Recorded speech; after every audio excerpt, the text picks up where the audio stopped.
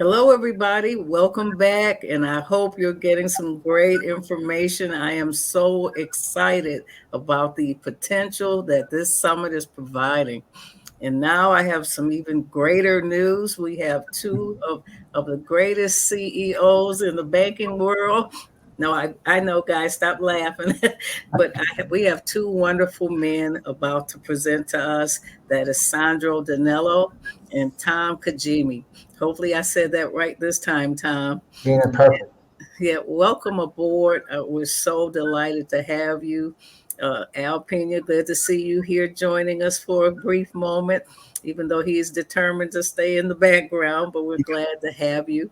And so it is my honor, and I want you to know this is the second time I've volunteered to introduce a CEO, and that's because I had the great pleasure of getting to know Sandro Danello. I found him a man of integrity and character. I found him to be a man of his word. So I felt very comfortable introducing him. So I'd like to tell you a little bit about him. Sandro Danello has served as president, CEO, and director of Flagstar Bank and Flagstar Bancorp since mid 2013. Prior to his current position, he was president and chief administrative officer of Flagstar Bank, and for a number of years, executive vice president of retail banking. Under his leadership, Flagstar has consistently delivered solid results, underpinned by careful, thoughtful growth and industry-leading risk management. He began his banking career as a bank examiner and later joined Security Savings Bank in Jackson, Michigan, where he ultimately served as president. In 1994, Security Savings was acquired by First Security Savings Bank, which later became Flagstar Bank. He continued with the combined organization as an executive officer responsible for growing the bank's funding sources.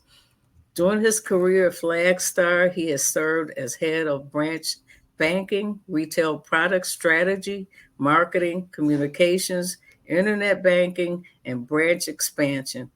He also was in charge of the bank's technology, operations, and commercial units. Additionally, he led the government affairs and community relations initiative.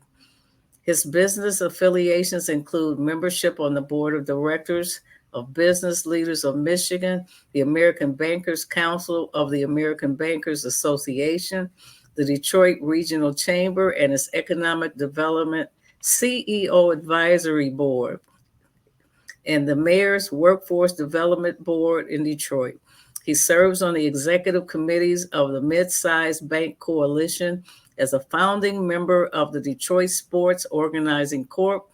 And as co-chair of the Economic Development Strategy Task Force of the Metropolitan Affairs Coalition.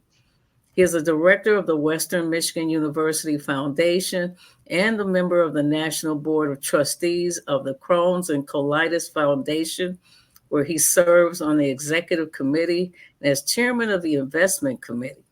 He is a recipient of the Honorary Award from the Crohn's and Colitis Foundation, of the Outstanding Alumni Achievement Award from Hayworth College of Business, of the Distinguished Alumni Award from Western Michigan University, of the Humanitarian Award from Michigan Roundtable for Diversity and Inclusion, the Courage and Leadership Award from the North Oakland, Michigan NAACP, and the Partner in Progress Award from the City of Pontiac, Michigan. And last but not least, I can say go Broncos. Also my alma mater, Sandro. So thank you for coming today. And I believe that you really want to talk about closing the racial wealth gap and what Flagstar's role in that will be. So I give you Sandro Danello. Well, thank you, Dina. If I knew that you were going to read all of that, I would not have let you, but I appreciate your kindness and most importantly, your kind words that came from you in terms of how you feel about me and our relationship. That's very important to me. Good afternoon, everyone, and thank you for the opportunity to speak with you today about the combination of our company, Flagstar Bank, with Tom's company, New York Community Bank. I've now met with Al 3 times, and I think we have established a relationship that will be fruitful for both of our organizations going forward. And with Dina's help, we will make great things happen. Your theme for today focuses on the racial wealth disparities that exist in our country. Like you, we are aware of the overwhelming data to support the racial wealth gap. We also are aware that wealth disparities are not caused by just one factor. Tom and I are happy to share with you today what our companies are doing to close the gaps in areas where we have the most influence, like homeownership, entrepreneurship, and employment. We understand your concerns about how the new company will address the unacceptable disparities between the races and their consequences. We are here to answer your questions and assure you that in our combined company, equity in all its forms will be front and center. I'll start with Flagstar, and Tom will follow with a look at how our 2 companies will come together to bring more resources to DE&I and a broader commitment to closing the racial wealth gap. But first, let me tell you a little bit more about Flagstar. Dina gave you some insight, and if you look back on when I actually started with Security Savings, it was 42 years ago. I was the 50th employee hired, and I've had the great opportunity and blessing to grow with this organization, ending with the appointment as CEO in 2013. And over those years, Flagstar grew to be one of the largest mortgage originators in the country, currently the 5th largest in the nation amongst banks. We lend in all 50 states. We also have a significant banking business with 160 branches, all but 8 in the Midwest, the other 8 in California. Overall, I could not be prouder of the progress Flagstar has made both inside our company and in our communities in recognizing and celebrating people of color and supporting initiatives to help them overcome economic and social barriers to equity and equality. Metro Detroit is where Flagstar is headquartered and where we have the most customers and most employees. Both Detroit and the nearby city of Pontiac have high populations of people of color, including Latinos, 1/3 of whom are in the prime home buying years of ages 25 to 44. It's in these cities that we have taken a leadership position in helping to level the economic playing field. In Detroit, we've been highly active in several programs to increase home ownership for low and moderate income residents. First, the Detroit Land Bank, where we initially participated in a pilot program to make $1 million in home renovation mortgages. We continue to be active with the Land Bank, which offers homes and side lots for sale at highly attractive prices. To date, we have made almost 600 Land Bank loans. Second is the Detroit Home Mortgage Program, of which Flagstar was instrumental in organizing, ultimately putting together a coalition of banks, foundations, and nonprofits to support home ownership in Detroit with a loan designed to close the appraisal gap. Detroit Home Mortgage combines 2 mortgages in one initiative, allowing residents to borrow on the cost, not the appraised value of their homes. Since, as you know, borrowing on the appraised value typically leaves borrowers with no money for fix-up. This was a tough program to get off the ground, as we needed not only to get permission from regulators, but we needed to get lots of organizations to work together. I personally worked very closely with Detroit Mayor Duggan to make this program a reality. Third is the Strategic Neighborhood Fund. Flagstar is one of 8 companies that adopted a neighborhood in the city of Detroit. That adoption included a $5 million commitment to help revitalize neighborhoods. In our case, the old Redford neighborhood, where I've been personally working very closely with neighborhood leaders to make certain that funds are being used wisely. Now let me talk about Pontiac, where Flagstar worked one-on-one with city leaders and residents to develop and execute programs to help revitalize the city.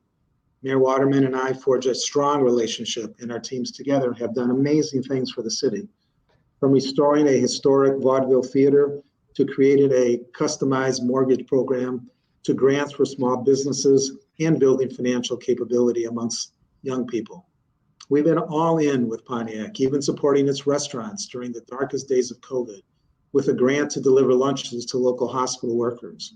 Overall, our financial commitment to the city of Pontiac initially was $10 million over 5 years, with half of that earmarked to originate loans for low to moderate income borrowers through special loan programs such as the Community Comeback Loan, which was designed specifically for Pontiac residents and with special consideration for veterans.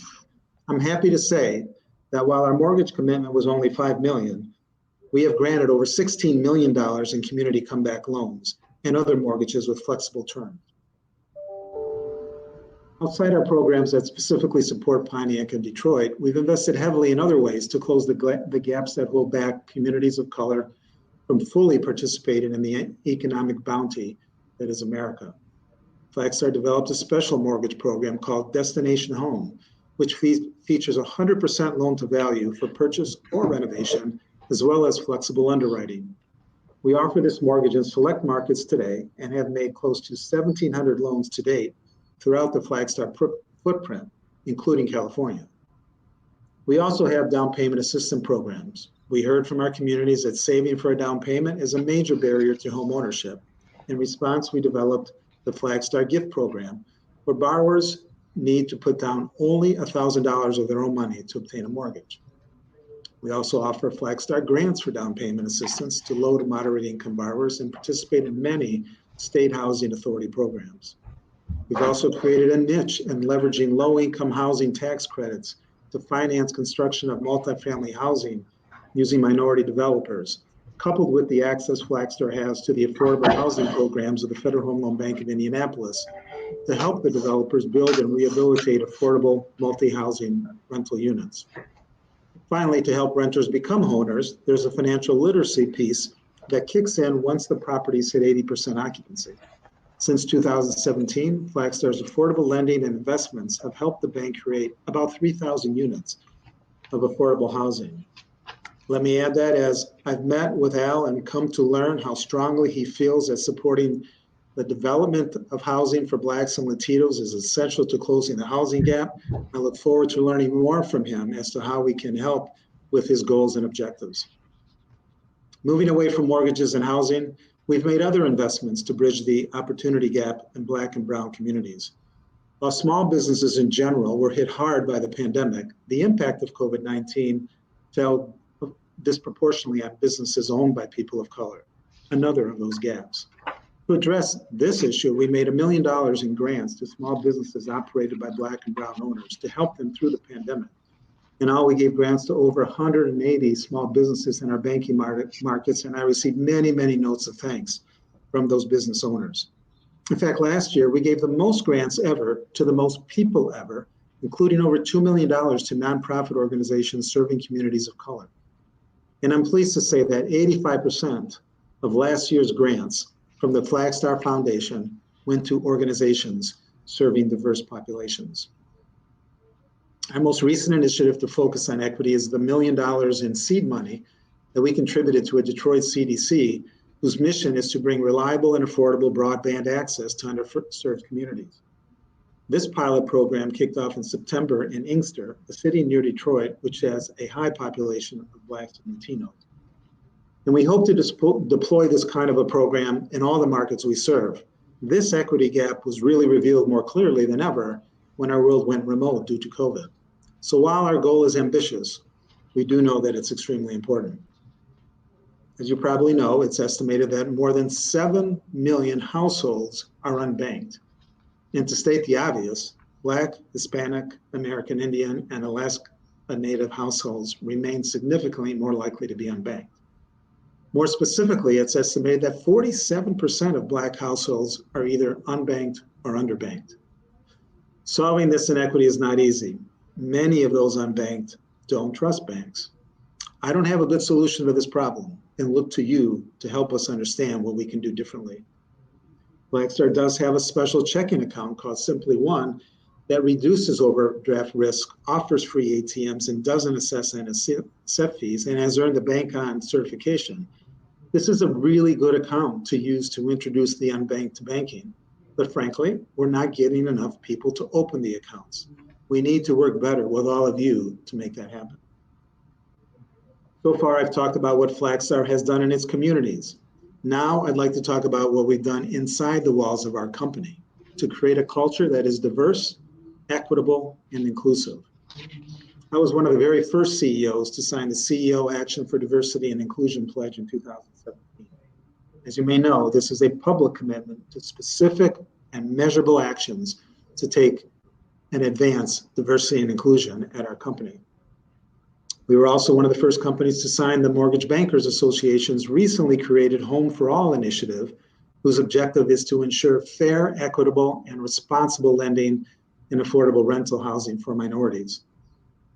Led by Mary Mbia, our DEI director, we were prompted by the murder of George Floyd and started monthly Let's Talk About It sessions to give a forum for our employees to talk in a safe space about current events and issues such as racial injustice, privilege, voting, and anything else our colleagues wanted to talk about. We created a DE&I governance structure that requires accountability through specific metrics that are reported regularly. Our employees voluntarily formed 9 employee resource groups that are very active. Mary holds annual DE&I symposiums that are terrific. We made it a requirement that all managers participate in inclusive workplace training. We developed over 50 programs to educate and raise awareness of DE&I amongst our employees. We selected 2 young Flagstar employees to participate in the CEO for Action Racial Equity Fellowship Program. We named 2 ethnically diverse women to the Flagstar Board of Directors. We signed a Hispanic promise to hire, promote, retain, and celebrate Hispanics in the workplace. Finally, we regularly survey our employees and contractors on Flagstar's effectiveness in creating an inclusive environment. Our most recent results were overwhelmingly positive, with over 97% of employees saying they felt Flagstar offers an inclusive workplace. I'd now like to talk about hiring people of color. I understand that actions speak louder than words, and what I do sets the example for our company. So diverse talent acquisition is one of the pillars of Flagstar's D&I strategy. As we all know, there's a tendency for people to hire others who look like they look, who are part of their network. So with so many white men running so many companies, there's at least an unconscious barrier to creating a diverse workplace. The talent is out there, but you have to be patient and you have to take your time. And if you do, you will be rewarded. As CEO, I really don't hire many people. I only have a dozen people or so that report to me. But here's what my last 4 hires look like. A Black female that I hired to be president of our mortgage business, the first Black female to run a mortgage business the size of ours. She has since moved on to another bank and was recently inducted as the chair of the Mortgage Bankers Association and was the person behind the Home for All initiative I just referenced. We hired an Hispanic female as our chief information officer. A Black man was hired as our president of banking, and another Black man was hired as our chief human resources officer. Further, in my 8 years as CEO, I've had the opportunity to bring 3 new people to our board. All 3 are female, 2 of which are people of color.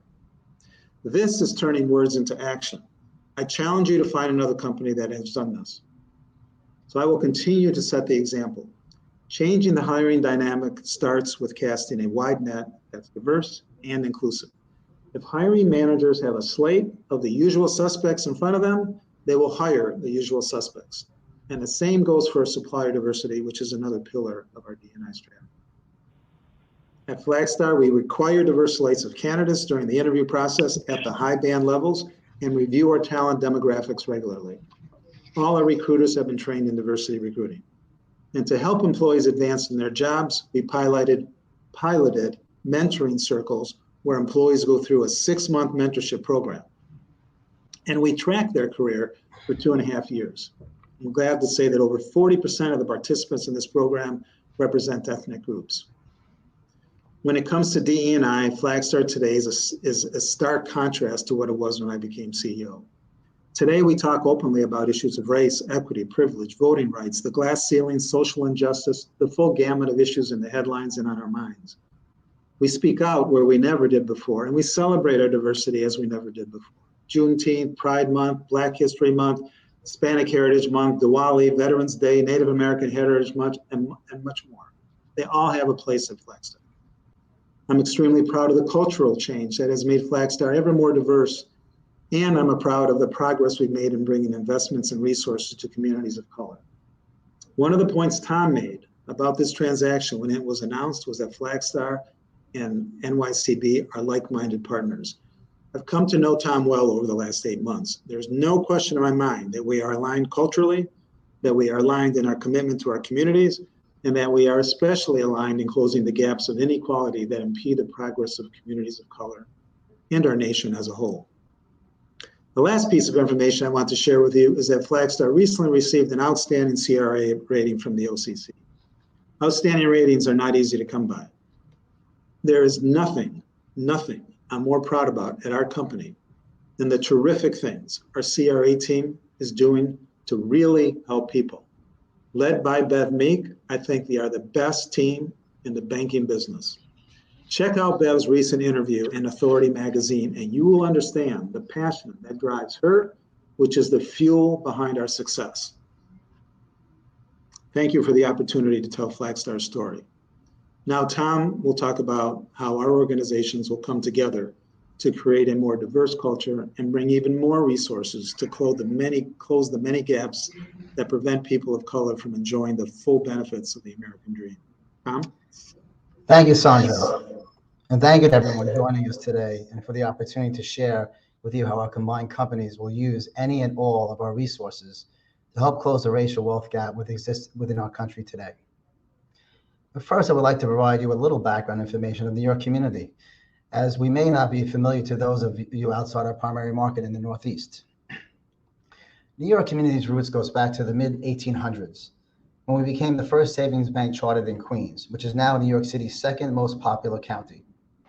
During our 160-plus years of existence, we have always recognized the fact that the relationship between our communities and the bank is a symbiotic one. We are a part of the communities we serve, and they are part of us. When our communities thrive, our bank thrives, and vice versa. This tight bond that we have developed with our communities is manifested in how we serve our customers and our commitment to the markets we serve. Not only is New York City the city that never sleeps, it's also one of the most ethnically and culturally diverse cities in the country. The same diversity is found within our company. New York Community is one of the few banks that has published its diversity data on its website from the very beginning. Currently, 64% of our workforce is female, while approximately 48% of our workforce have diverse ethnic backgrounds. This includes 17% that identify as Latino and/or Hispanic, 15% as Black or African American, and 14% as Asian. We engage in significant outreach within the minority and women in communities, as well as women and veterans in the recruiting efforts. In fact, our head of talent acquisition is also our chief diversity officer, which helps get a diverse slate of candidates in front of hiring managers. Moreover, our policies and practices reflect our commitment to diversify and inclusion in the workforce. This diversity is also evident at our branches. Regardless of where they are located, each branch is a reflection of the communities in which we serve. We hire from local communities. Our employees speak the same language as our customers and are involved in the same activities. We go above and beyond to keep everything local. So depending on where you live in New York City, we are the Queens County Savings Bank in Queens, the Richmond County Savings Bank on Staten Island, the Roslyn Savings Bank on Long Island. In Ohio, we are known as Ohio Savings Bank, and in Florida and Arizona, we're known as AmTrust Bank. This strategy has worked very well for us, so much so that recently we were named the top bank in the country in terms of overall customer service by the American Banker, a leading industry publication, something that we are very proud of. We support our communities in many ways. Our foundations have awarded more than $94 million in grants to more than 6,000 community organizations since 2000. Our employees routinely volunteer for community organizations, and nearly 200 of them have leadership roles within the community organizations which they serve. Each year, the bank and the foundation contributes over $2.5 million to grants, employee giving, sponsorships, pro bono, and in-kind donations. For example, we have contributed to groups such as the Long Island Housing Partnership, whose mission is to provide affordable housing opportunities to those who could otherwise be unable to secure housing. Similarly, in New Jersey, we supported an organization called HomeCorp, which develops affordable housing units for rental and/or ownership. We also supported organizations such as the Greater Phoenix Urban League, an affiliate of the National Urban League, who has stated in their mission supporting minorities and those in need in achieving economic and social equality through programs in economic empowerment, housing, education, civic engagement, and health and wellness. In Ohio, we have partnered with America's Scores, which empowers the city of Cleveland inner city youth so they can make a difference in the world, and Bessie's Angels, that provides housing and social services as young adults aging out of the foster care system. In Florida, we support a Community Partners of South Florida, which provides critical services for children and families facing hardship and adversity. These are just some examples of how many organizations that we support as a company. Moving now on to our lending business. Historically, New York Community has not been the consumer lending-oriented organization. We don't originate residential mortgages or home equity products in a meaningful way. We also don't offer credit cards or auto loans. Our focus throughout much of our existence has been on commercial real estate lending, specifically lending on apartment buildings primarily within a 5-state CRA assessment area, but especially on rent-regulated apartment buildings in the city of New York. Within this market, we've carved out our own special niche, the non-luxury rent-regulated portion of the market, where the average rents are well below market rents. For those of you who are not familiar with New York City housing stock, unlike most other large cities, where the majority of the housing stock is a single-family home, in New York City, the majority of the housing stock is rental units within apartment buildings. And a large percentage of those rental units in New York City fall under some form of rent regulation. As of 2017, the total number of housing units in New York City were 3.5 million units. Of this amount, 63% or 2.2 million are rental units, and of the total rental units, 45% or roughly approximately 1 million units are the subject of the form of the rent control that which we lend to, which is highly regulated. New York Community is the leading provider of these types of loans for portfolio. We provide these loans to borrowers with collateral properties in low and moderate income areas of the communities that which we serve. In New York City, over 50% of the number of loans and about 48% of our loans amounted were in the low and moderate income areas, including the neighborhoods that we serve currently. How does our multifamily lending impact communities of color? Over 60% of the number of loans originated between January 1st, 2018 and September 30th, 2021 were in communities of color. In Black and brown communities, NYCB's collateral properties ensure that families and individuals reside in safe and decent rental housing. We are committed to continuing our leadership role in originating multifamily loans within low and moderate income areas and minority neighborhoods, not only in New York City, but also in all the markets that we serve. Additionally, at the end of September, we announced that we, along with several other banks, joined the Minority Depository Institution Innovation Committee.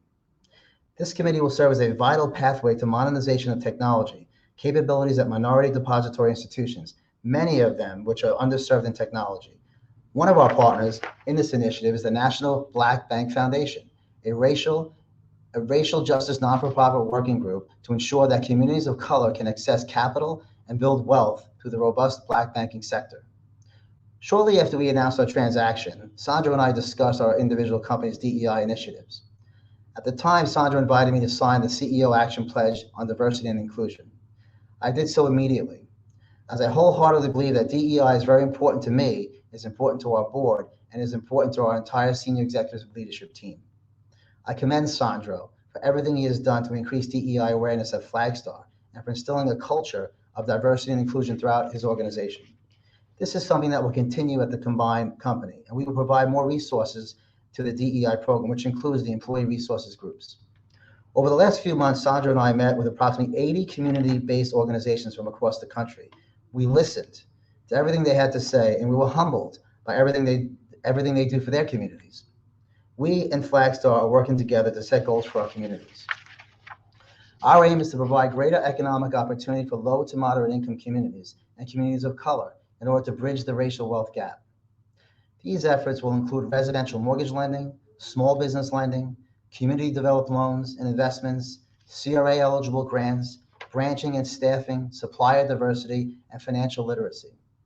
As part of our combination with Flagstar, we will not be closing any branches and in fact, we'll explore opening additional branches in LMI areas. We will continue to hire from within the communities we serve and ensure that branch staff reflect those communities which we have a presence.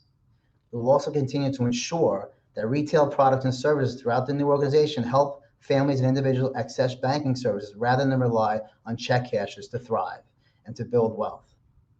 We will partner with community organizations to offer workshops and seminars that empower individuals throughout financial education and resources that create the building blocks for better communities.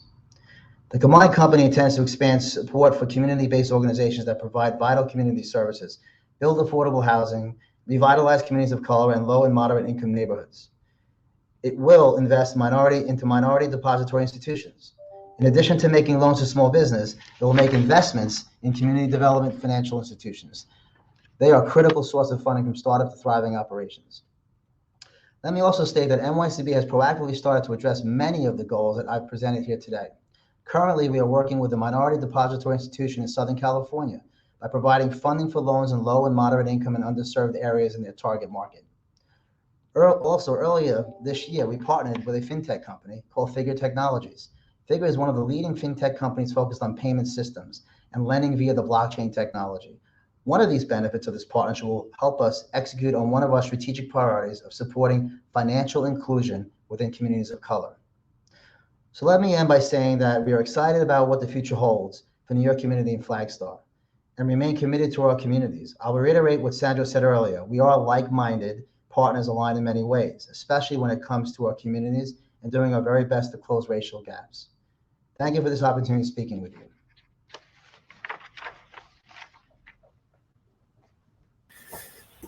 Well, thank you both. This is Marcos Morales. Now, we do have a few questions that we'd like to maybe have you guys answer for us, if you don't mind. Dina, it looks like you're on mute. Oh, she's on the phone. I thought she was talking to us. So one of the questions is really maybe some advice from you guys or an honest opinion about why or what do you think is the primary barrier for homeownership for Black and Latino households? And when you answer that too, what your opinion of that is, maybe you can share some of your insights and knowledge about how we can help the ownership or the origination of new mortgages in that space. Marco, Sandra, I'll take a shot at that. Look, I don't think I know any more in terms of what the answer is than you do or your members that are listening here today. In fact, you all probably know better than me what the barriers are. But I've spoken with enough people like you to know that it's not any one thing. I touched and Tom touched on a lot of the things, right? It's access to having down payment. And that's why we have all the different down payment assistance programs. It's also finding better ways to underwrite loans because so many mortgages these days are done through government programs. And the government programs, as good as they are, whether it's a Fannie Mae, Freddie Mac, USDA, FHA, VA loan, all have what I would call outdated underwriting standards or guidelines, right? And the people that are struggling to get into homes and getting mortgages typically don't have the kind of credit that I might have or credit history that I might have or any of us that are on the screen might have. And frankly, we haven't made enough progress in getting those programs that are sponsored by others to consider alternative ways of looking at credit, including something other than just a typical FICO score. Right. And that's why we've developed all these portfolio programs because it's the only way that we found to be able to make any real serious dent in the number of loans that we make to low and moderate income people, other than to put them in our portfolio. And we've tried working collaboratively with others with the Detroit Home Mortgage Program. And while that had some success, frankly, it's better. We're better. We've found more success when we're making decisions completely on our own. So I think, those are two of the main things. Is I could go on with a half a dozen other things, but I think that helping people, with that down payment, right? Because I don't care what economic social level you come from, we all had to somehow get to that down payment, right? And it's harder, generally speaking, for people of color to do that. So helping with down payment and finding better ways to assess credit, I think, are the two things that I would focus on. Sandro, I would add two other points to Sandro's points. Obviously, the MDI initiative, I think, is very important for the United States. I believe there will be significant amount of energy from many banks to contribute to minority depository institutions, which will give them capital and liquidity to go out and appreciate these new programs that will be developed over time. But more importantly, going back to Sandra's point about establishing a good form of method of payment. When you think about rent, you pay your rent every month, but that doesn't really get factored into the establishment of a credit metrics that would allow someone to buy a home. So I think a sharper look at the credit metrics that will allow people to be in homes, I think it's important. And I think the banking industry will spend many time with the regulatory bodies to enforce a holistic review of what truly is the payment structure, not just the FICO score, like Sandra said, but being able to have a history of paying your rent on time. That should also go into the calculation. So I think we're seeing some positive developments there, but we have a lot of work to do. Yeah, one other thing, Marcos, maybe before you move to the next question that I would add is, and I touched on this briefly in my prepared remarks, there is a shortage of affordable housing. And, I know, as I noted in my comments, this is kind of as I've learned, the central focal point of how Al views the solution to your question.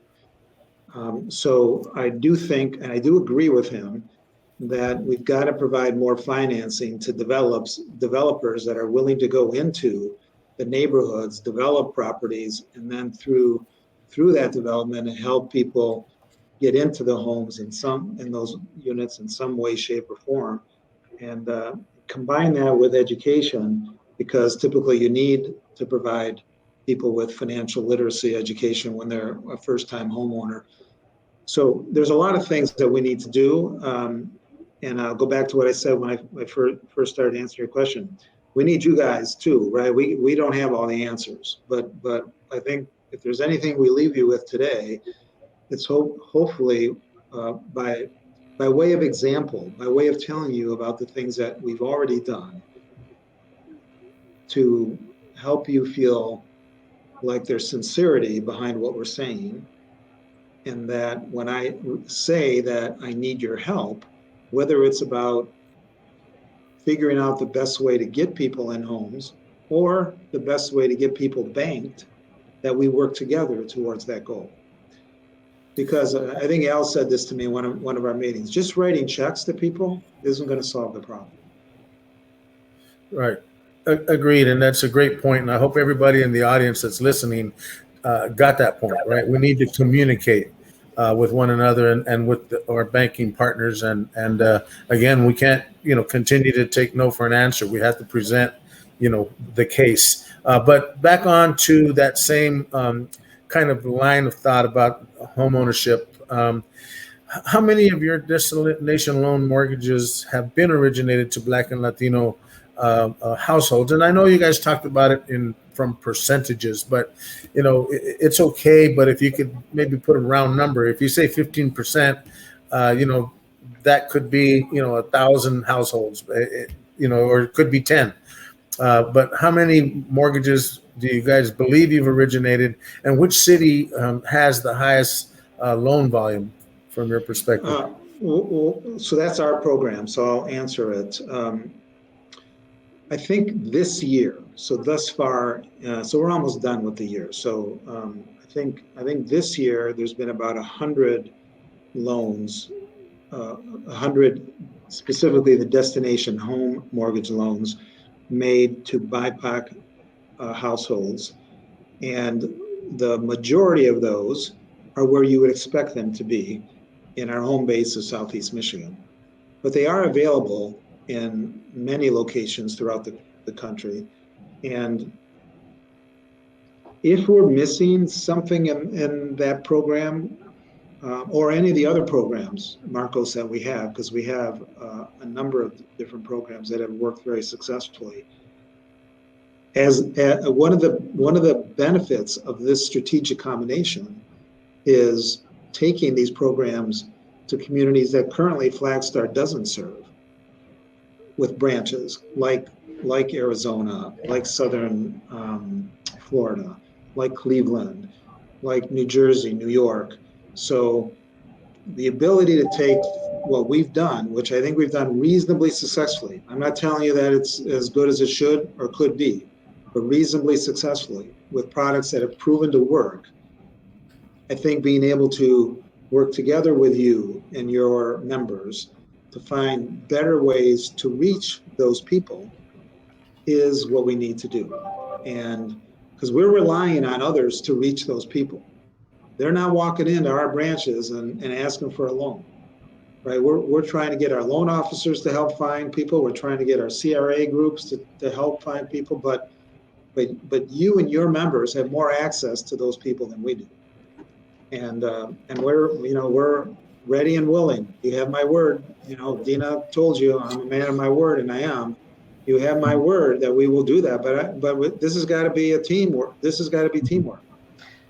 Thank you. Agreed. Hey, Marcos, I would just add to Sandra's commentary that the fact that we're bringing 248 branches with a blank page, those branches that we don't originate mortgage loans on the residential perspective or home improvement loans or home equity loans. This is the opportunity to take the Flagstar program, run it through our entire network. We're excited about it because for many years of being known as a CRA lender for multifamily housing, we don't offer these products. So to have these products in a much broader array opportunity throughout the country, this will be a bank that will have over 500 locations between LOA offices and retail establishments to bolster our position. So we're very excited to offer those products to our communities because I think it's a long-term overdue. We've been in the mortgage banking business many years ago. We've exited. We're excited to get back into it. And I think what's going to be really exciting is to offer those programs to the markets that we currently serve. There's a void. We just don't lend in the branches. So this will be something that's very exciting for our people and our communities. Thank you. And hopefully all of you housing counseling organizations out there are paying attention to this because they're basically inviting you to get to know their loan officers and make sure you market their products so that you can get more mortgages originated for your constituents. Thank you guys for that. And Marcos, I've met personally with many of the housing groups in our footprint, and personally, presented this program together with Bev. And so, yeah, if we need to do more. If our outreach is lacking, you just got to tell me, and we'll step it up. Thank you. Great, and I'll follow up. It's Racquel Reddie here, and I'll follow up from some of the themes that you both mentioned, Sandra and Tom, and going back to, the understanding that out there in the United States, we have such a lack of affordable housing. So working hard to get folks approved for mortgage loans and then having them find a home, it's been a little bit of a challenge in some places. And as we talk about production, one of the things that I wanted to bring back, and maybe Sandra, this is more for you, because of your partnership with the Detroit Land Bank Authority and the ability to work with them on specific mortgage products, I wanted to take that a step further and just ask if, whether the combined bank or individual, you're looking at the opportunity to try and do some product innovation and maybe include those smaller nonprofit housing developers to do the same thing, which is to purchase the property as well as renovate the property for homeowners. I just wanted to get your thoughts on that. Yeah, sure. So first of all, Racquel, I think we've been very creative in the programs that we've developed. I touched on each of them a little bit in my prepared remarks, and they have been successful. But I agree with you that when it comes to providing capital to developers who are willing to go into the communities where the people that we're trying to help want to live, we've got to do more there. Now we have leveraged the Federal Home Loan Bank of Indianapolis through some of the grant programs they have. I made mention of that, but I recognize and stipulate that there's got to be more done to help developers bring more opportunities for housing in the low to moderate income communities. So I don't have an answer, but I have an agreement with you that when it comes to that point relative to bringing new units on board, that's an area that we need to do better in. And I don't, when I say we, I'm not talking about just Flagstar. I'm talking about all of us here. We got to do better. And, that's part of the commitment that I think that our combined companies are willing to make, that we will help in that regard. Great. Thank you. Thank you for your willingness to do that. Another question that I'd like to pose to you is, we talked about, again, this access to capital for, developers, small, sort of the CDC, the local neighborhood CDC, as well as maybe regional developers as well, and national. One of the things that we sometimes run into is like how banks define those nonprofit CDCs. And I wanted to get your perspective, both you and Tom, your perspective on how you look at the nonprofit sector, especially the developers in your credit world. So in the underwriting world, and if there are any similarities between small business and commercial that you bring together. So any perspective on that you can share would be wonderful. Sandra, I'll start and then I'll defer to Sandra. So I will tell you that we struggle finding the programs. We work real hard. We have locations in Arizona, as Sandra indicated, Ohio, Florida, and our roots go back predominantly in the New York marketplace. As we expanded the footprint, we have a mandate to fill as a matter of our process of our lending facilities. And we do struggle to find those opportunities. And we work real hard to try to find these developers that are willing to work with us. We do a lot of multifamily affordable housing projects that are geared towards community development that's established based on the community for it to fill the shortage of housing. Now we're more on the commercial side, but we are establishing hundreds of millions of dollars of credit in order to get those projects up and running. And they have to have that aspect of a community development feel to it. And it's not easy. There's not enough programs throughout the country. And we have to make sure, given our lending arrangements, that we make the appropriate investments in outside of the New York region. So I will tell you, there's not enough programs. We have teams of people scouring the marketplace, finding them, and we welcome more. But there's no question that there's a commitment, because there's definitely a shortage of those types of programs that we need to see more opportunity throughout the U.S. That's just my perspective of what I see on the lending side. You asked about defining the nonprofits, and I want to focus on that in my reply here. Here's how I define. There's a lot of nonprofit organizations, right? Lots and lots and lots of nonprofit organizations, and they're part of different sponsor groups, right? That claim to represent them. My belief is that. And this goes this is the same belief I have when it comes to conventional lending to commercial real estate developers, which we do a lot of, okay, that are not in the housing world, that are doing commercial industrial. The key is what's been their history. If a nonprofit has shown to be successful, that they have a mission and they can show a track record of being successful, that's my definition. That's all I need, right? Why am I willing to help Dina and her organization? Because she's got a track record. And I'm going to look at that. And if you don't have a good track record, then I'll make my bet on somebody who does. So it doesn't matter what global organization you belong to. If you've got an idea that makes sense to us, and you've shown the ability to do what you say you're going to do historically, I'm willing to go there with you. Well said, Sandro. I agree. Well said. Yes, thank you. Thank you for sharing, and thank you for your willingness to go there and lean in on some of these really core issues. I've got one more question before I hand it back to Marcos, and I would say that this is one of those ways, what I'm about to talk about, to leverage some of the risk, especially as you're working in the single family, affordable housing space. And I just wanted to ask this question about the Neighborhood Homes Investment Act, also known as NEA, a little shorthand there, but it's currently part of the Biden administration's Build Back Better bill. NEA would be the first federal tax credit used specifically for single-family homeownership development or rehab. And it's based on eligible census tracts around the country, so hitting really more of those low to moderate income communities. If passed, how do you see the combined bank supporting this program? So I guess both of you can respond to this if you'd like. I'd be happy to start. First of all, I don't know enough about the program to be articulate, but I'm not going to duck the question. Here's what I'll tell you. My experience with government programs is they're not always what they're cracked up to be. But if Al, if Dina, other people I respect come to me and tell me this is going to help them, then okay, I'll participate.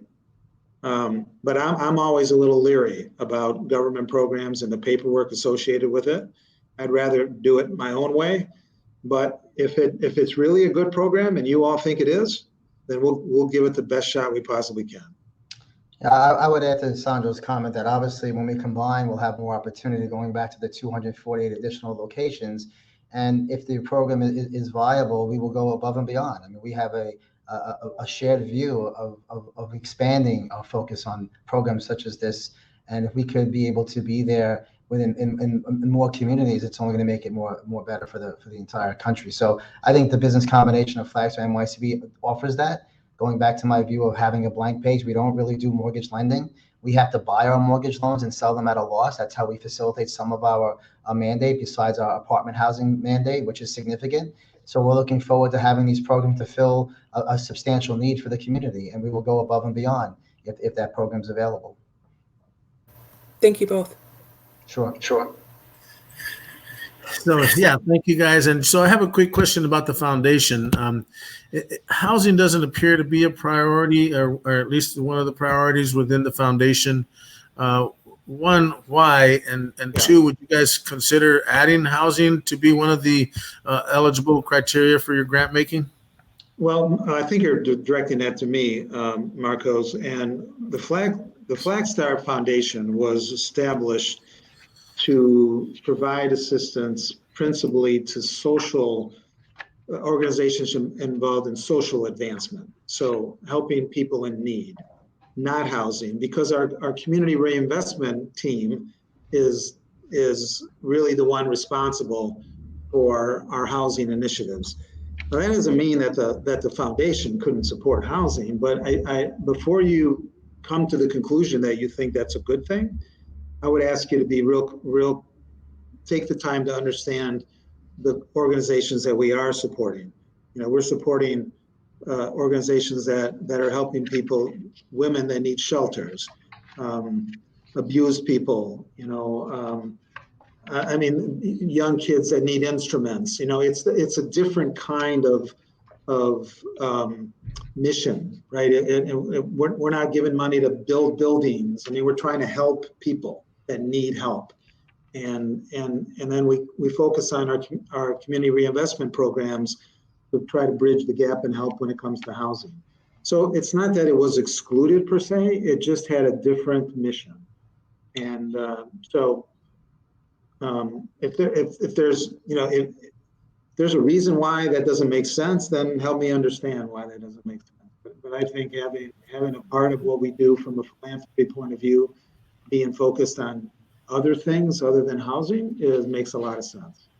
And I appreciate that, because I think those are very, very important things, and I applaud you for doing that. The only one thing I would say, kind of as a takeaway, not to respond to or anything, but each of those things that you do for those folks are in a building, right? And so, domestic violence shelters are, I've worked with many domestic violence shelters and did a lot of work throughout my career, and those are, considered housing facilities as well. So, to me, you could do both. Of course, but what I tell you, Marcos, is that housing facility we would look at as part of our community development lending, right? That it's outside of the foundation. So we're not saying we wouldn't do it. I agree with you 100%.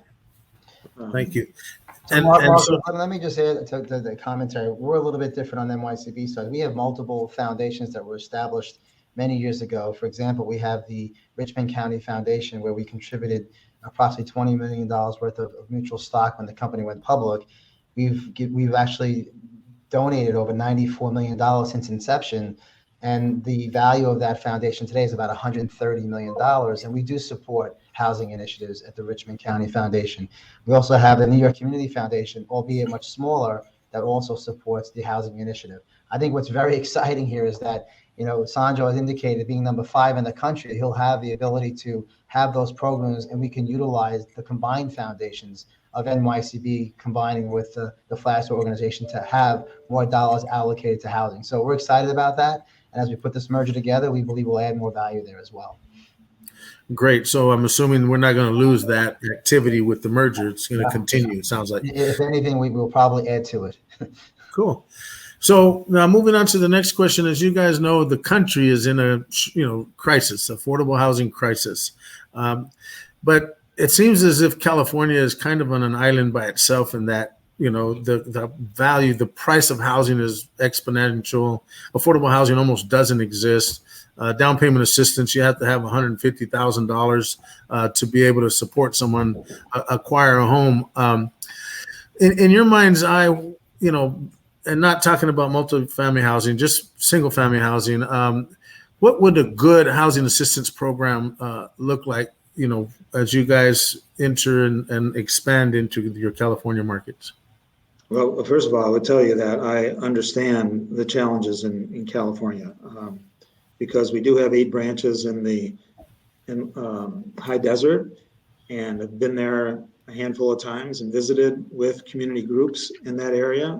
As I think, as probably some of your members know, they probably were with me on some of those meetings. So I have a keen understanding of the situation. I know that it's a challenge. I think in terms of the programs that we've developed for both individuals and for community development lending, those are available in California. I don't know that I have an answer, Marcos, to what we can do that might be more creative to help with the bigger challenges that exist in California. But I'm happy to have a follow-up meeting with a smaller group of people where we can talk about that, brainstorm, and see what might be helpful. And more than happy to do that. Yeah, that's great. So, Marcos, I would just add one point to that. We were actually talking specifically to an MDI institution that just got chartered to raise funds for a minority depository institution, and clearly, not only is it an investment vehicle for us to make an investment to help build this MDI, it's a Southern California-based company, and this is something that could be very interesting as we roll out alternative product solutions through MDIs. I think it's important that we support them, but we are in the midst of looking at supporting something of a sizable nature in Southern California as far as giving the capacity of liquidity as well as down payment assistance with the MDI certificate behind that, which I think will bode very well for banks in general. So we need more of that out there, and this is something that's unique. It came to me, and I think we're excited about it as we put Flagstar and NYCB together. We're not in California as a branch perspective, and Sandro is in California. He indicated 8 branches, and the potential of expanding the organization. I think those types of programs could be helpful, and large banks should support that. Given our balance sheet on a combined basis, close to $90 billion, we can really foster lots of liquidity and assistance to some of these unique opportunities on the minority depository institutions that are developing in Southern California. And Marcos, I want to be, really honest and clear about what we can or can't do here, right? And because I'm hoping that Al invites us back here a year from now so we can talk about what we actually did as opposed to speculating on what we might do, right? Because as I said in my prepared comments, actions speak a heck of a lot louder than words. But we've also got to think about where to put our energy, right? If we at the end of this deal, when we come together, we have 400 branches, and we have 8 in California, and we have 160 in Michigan, and we have 100 in New York, New Jersey, and 50 in Arizona, and 50 in Florida. And I don't know that these are the right numbers, but I'm trying to make a point. Understood. We've got to support our communities on a relative basis. And so, I just want to be real clear about that, right? So there is no misunderstanding of what my comments are. Yeah, and I appreciate that. And that kind of leads to my kind of closing comment or question is that, I understand, the volume, the per capita approach to, various markets. And so this question isn't just for you, right? This is for all banks, but you, are currently presenting on this. And so what would you ask California organizations, nonprofits, and small businesses to bring to you when they do come to have that meeting? And we'll work to organize a small group to meet with you guys here in the very near future. But what would you ask them to bring? I wouldn't ask the people in California to bring anything different than the people I'd ask in Michigan or any other place. I mean, I recognize the challenge is different in California because of the prices. That's right. Right? It's not. I mean, it's similar in the Northwest. You get around Seattle, there's similar issues, and there's other parts of the country other than California where we have these affordability issues that are more significant than what we see in, say, Southeast Michigan or maybe Cleveland, right? So what I want is ideas, reasonable ideas. That's all you got to bring, right? Because I believe in brainstorming solutions. Let's get smart people in the same room that are willing to be reasonable and brainstorm how we might solve the problem, or at least attack the problem, and then see if it works. And if it doesn't work, let's do it again. But this has got to be participative. And with all due respect to everybody that's listening here, we don't always get that both ways, right? We don't. And we need to. And I'm not pointing fingers. I'm not saying I can't be better. I'm not perfect by any stretch of the imagination. But everybody's got to be willing to participate in a reasonable way. And if we are reasonable and we are true to our words, then we can make things happen.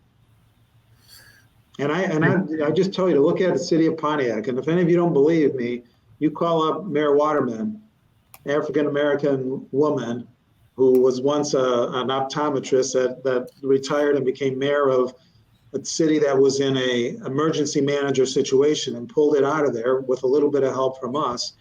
I mean, that's making a difference, and I want to do that. But I mean, I need everybody to work together. Agreed. And I'm sure that the folks that are listening, not just in California, to your point, but also in California, you guys need to put your packages together and be considerate and understand that, Flagstar and others don't always know what the issue is. And yes, they probably know density changes and they probably know unit conversions and all of that stuff. But it's good to put a very concise and short presentation for them so they understand what you're talking about, because each market is different. So thank you for that. We'll move on to Racquel.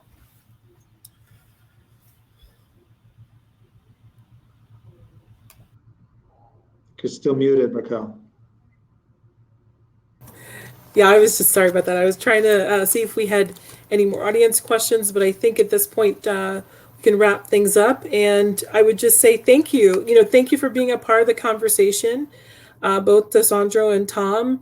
You're saying exactly what needs to happen, which is sitting down together and talking through these things and getting to a point where we can create some innovative ways of thinking through products and process. So thank you. I just want to announce that there is a breakout meet and greet session. We did go over time a little bit, but that will be taking place right after this. So thanks to everyone again. And Dina, I don't know if you have any closing remarks, but that's it. Thank you for that, Racquel. I just wanted to again thank Sandro and Tom for their words. It took me a minute to get to know Sandro, and he really is genuine. And see, I think that's the part. Sometimes when we don't know each other, we kind of judge before we get to know. But I found that he is open to suggestions, and he is really caring about what happens in Detroit, which is important to me. So I took the time to get to know him. I suggest everybody else do the same. Tom, I don't know you yet, but I thank all of you. Look forward to getting to know you. Bev Meek, I love dearly. So God bless. Thank you all for participating. Thank you, Dina. Thank you. My pleasure. Thank you all. We do appreciate this time, and thank you for giving us this opportunity. See you guys in California and Arizona and other markets. Very well. Thank you, Margos. Take care. Take care, everyone. Bye.